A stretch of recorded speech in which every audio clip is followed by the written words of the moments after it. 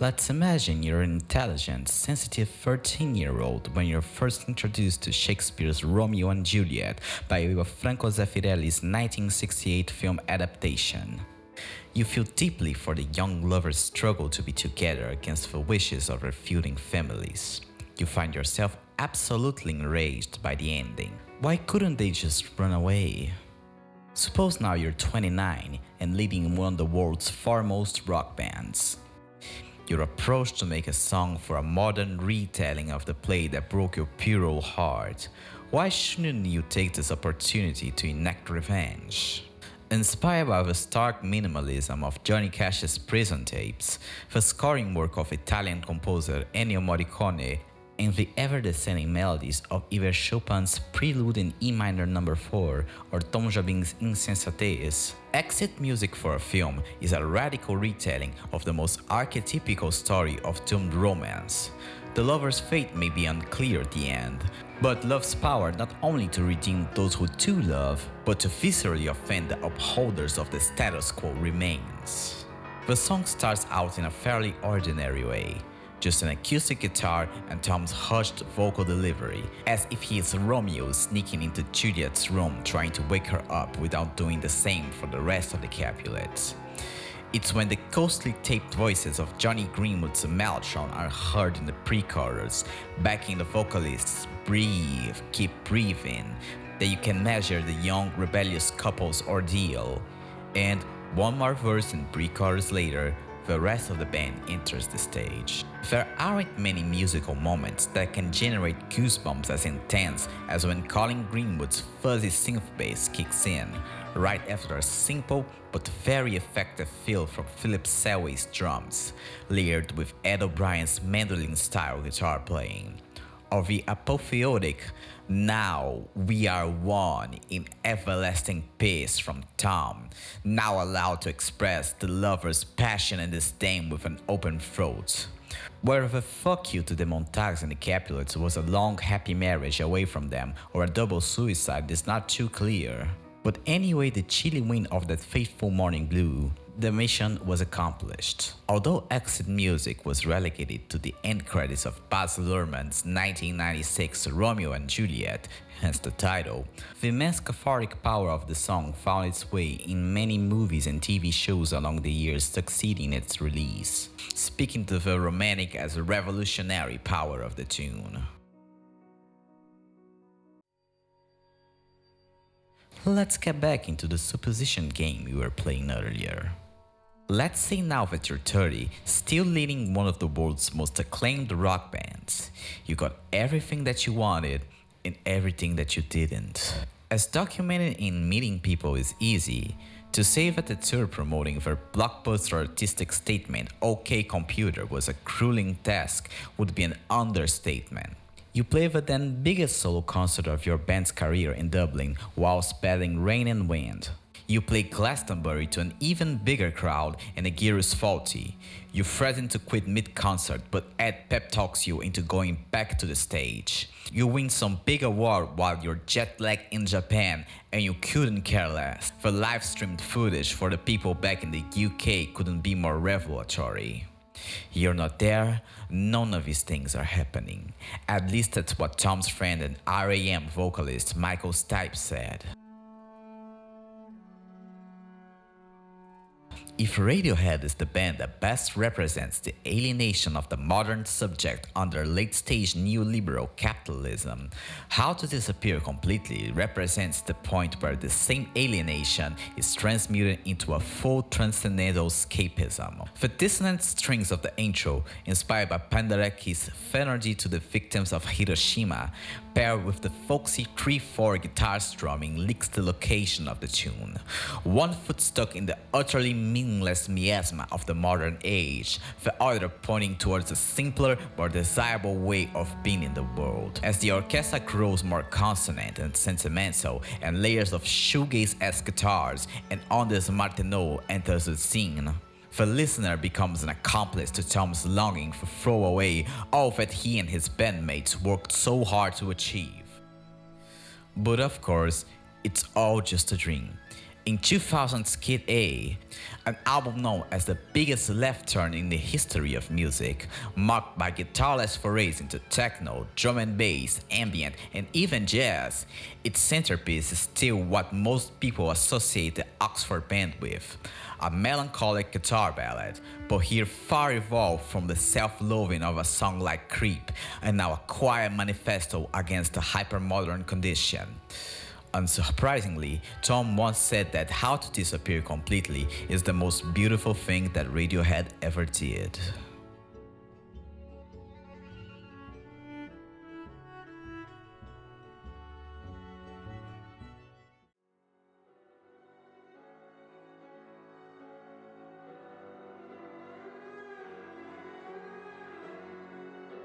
In 1999, during a brief stint in Copenhagen during the recording of what would become Kid A and Amnesiac, one of the most troubling times of the band's history, when they could have made OK Computer 2 and become a parody of themselves, Tom York attended an exhibition of ancient Egyptian underworld art. Amidst two albums that immersed the listener in the confusion and frustration of the band between 1997 until then, conceived right after that museum visit, lies one of the most potently spiritual songs in all of the canon of Western popular music. Although York is not a famously religious person, the ideas around ancestry and cyclical time displayed in the artworks in that fateful Copenhagen exhibition, ideas also found in a few other African cosmologies, must have brought him a comfort similar to Michael Stipe's "I'm not here, this isn't happening."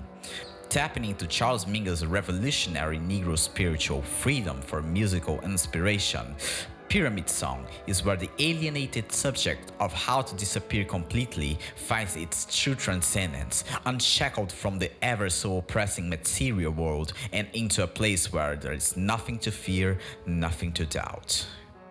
It's the same type of freedom that Mingus sought to express the desire for in his work, not just to not be discriminated against, but to find and be oneself in the world in the most sincere of ways. This is Radiohead at its most optimistic. The story around how the drums of the song came to be serves as a perfect analogy to its lyrical ideas. Philip Selby had a tough time dealing with the unconventional rhythms of the song. For him, it all came together when he stopped trying to overanalyze it and just played what felt right with Tom's voice and piano groove. Even in the most practical of terms, there was in fact nothing to fear and nothing to doubt.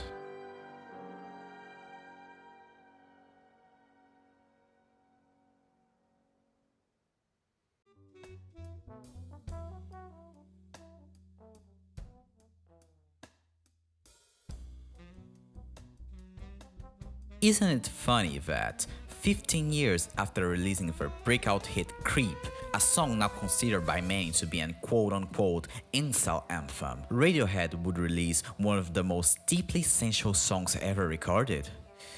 I beg to differ. In Rainbows is a point of maturation for the band. They already made the best rock album, the best anti-rock album, and so many things in between. So what else they could possibly do? In their 2007's Pay What You Want masterpiece, the band let their guards down slightly, possibly influenced by a few of their members' recent entry into fatherhood, writing songs that deal less with the meaninglessness of ultramodernity and more of the eternally impermanent things of life. Weird Fishes Arpeggi, House of Cards, Jigsaw falling into place. These are the type of songs that every beginner songwriter aspires to write, myself included, about such mundane things, but that only mature artists like the members of Radiohead are able to craft without making them sound banal. Nude is a great example of that. Originally conceived during the OK Computer sessions, like some of their finest tunes, Nude took many years to find its final form, a whole decade in this case. The original version, unofficially titled Big Ideas, is heavily inspired by the 1960s and 70s slow jams voiced by soul legends such as Al Green and Marvin Gaye. Its lyrics were far more explicit in content than its final version.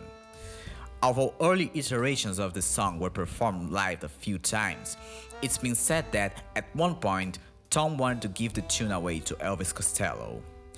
And then, during the In Rainbow sessions, Colin Greenwood came with that bass line, and everything just clicked.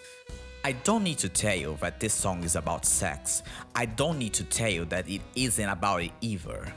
You may even imagine it's about the weirdo from Creep finally getting in bed with the girl whose skin makes him cry and still being unfulfilled at the end. But none of that really matters. What does matter is the way the song deals with the impermanences of the mundane in such a timeless fashion and the patience it took to make it. Why, in the world of the eternal now, should it take 10 years to make a song about a one-night stand that may not even be about that? Well, just compare the early live versions of the song played in the OK Computer tour with either the In Rainbow studio version or the From the Basement version of the song and give special attention to the vocals. I am enamored with the band's skill to play with the tropes of a slow jam to make something that taps into the frustrations, sexual or not, that everyone has. It's a simultaneous act of tribute and treason to what we imagine a song like that should be. The listener, instead of wanting to denounce such treason, feels obliged to surrender to Tom's "you go to hell for what your dirty mind is thinking," influenced by the singer's ethereal falsetto. It's the dialectical opposite of the celebration of the intimate act that a song such as D'Angelo's untitled How Does It Feel is. Thoroughly dependent of its mercurial energy, but in the incapability of replicating the potent eroticism of a Michael Eugene Archer, it inverts the listener's attention to itself, achieving a similarly arresting result.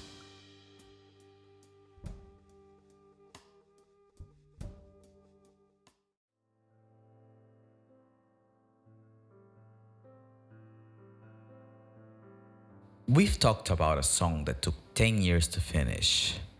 10 years is a long time. I can feel it in my bones. I know that you can feel it in yours too. One may fall in love and fall out of it, see loved ones die and be born repeatedly in this period. So, what does a song that took 21 years to be finished has to say? True Love Waits starts its life as an innocent, almost sweet declaration of young love and emancipates itself as a statement on what it means for that same love to grow old and without a single fundamental lyrical or musical change.